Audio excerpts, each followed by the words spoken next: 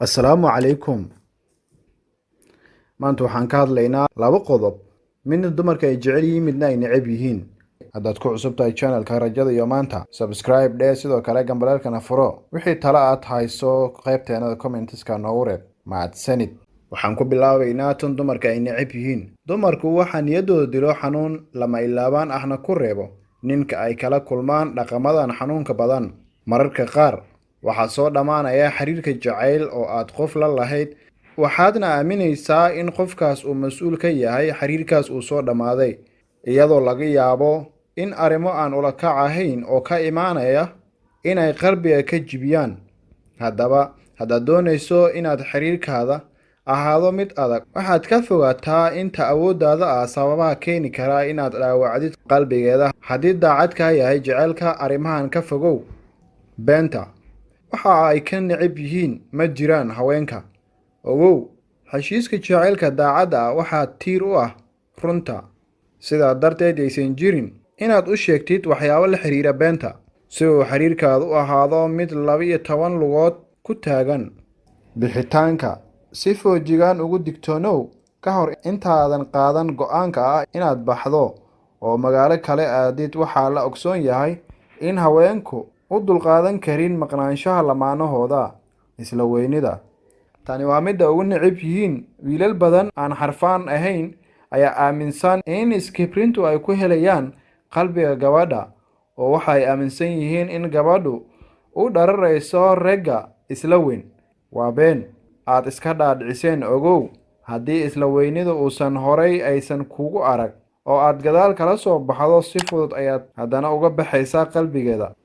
Intaas waxaa ku eg waxyaabaha dumarka ay rabin inay lamaanahooda ku arkaan. 5 calaamood oo ay leedahay raaligelinta dumarku ay doonayaan. Soomaalida ayaa lagu tiriyaa dad adag. Weliba qaar ka mid ah ragga Soomaalida ayaa madax adeeg dartiis u burburiya reerkooda, iyagoo ku badbaadin kara 2 eray oo keliya: waa ka xumahay. Haddaba ragow, sidee ayaad isku jilcin kartaan oo markii qalad dhaco gaclisadaada u raaligelin kartaa? Raaligelintu waa raganimo. Ninka aqoonsada qaladkiisa isla markaana diyaar u ah inuu raaligelin ka bixiyo waa nin ragnimo leh. Ragga waxaa qaribay waa isla weynida iyo yaan laga dareemin daciifnimo, balse arrintu sidaa ma ahan.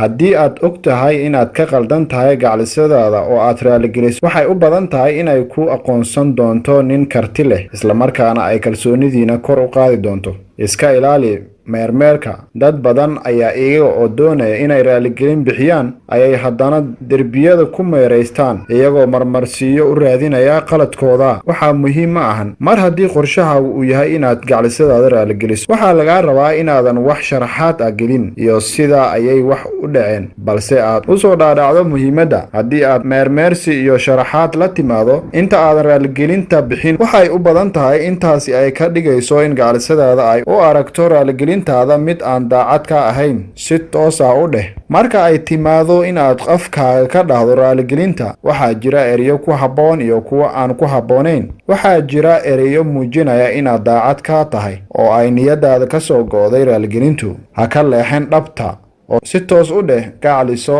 waan ka xumahay, waana kaa raaligelinayaa qaladkaas, iyo cafi, waan kaa qaldamee, iyo wixii la mid ah. Waxaad doonaysaa in raaligelintaada la fahmo oo laga aqbalo, isla markaana ay soo afjarto wixii xumaan ah ee idinsoo kala dhexgalay.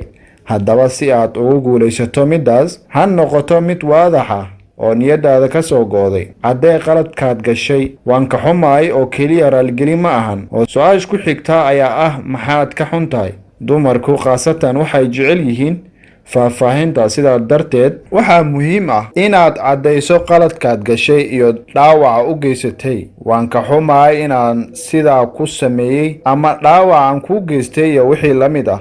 Khaasatan marka aad raaligelinayso gaclisadaada, waxaa muhiim ah inaad caddayso sida aad qalbigeeda u dhaawacday. Taasi waxay muujinaysaa inaad fahantay oo aad ka qoomaysay wixii aad samaysay. Caddee sida aad u saxiiso. Raaligelinta keliya arrintu kuma dhammaanayso, ee marka aad raaligelinta bixiso, waxaa muhiim ah inaad caddayso in qaladkaas aad saxiiso ama aadan dib dambe ugu laabanayn, halka aad ku mashquuli lahayd sharaxaadda wixii dhacay.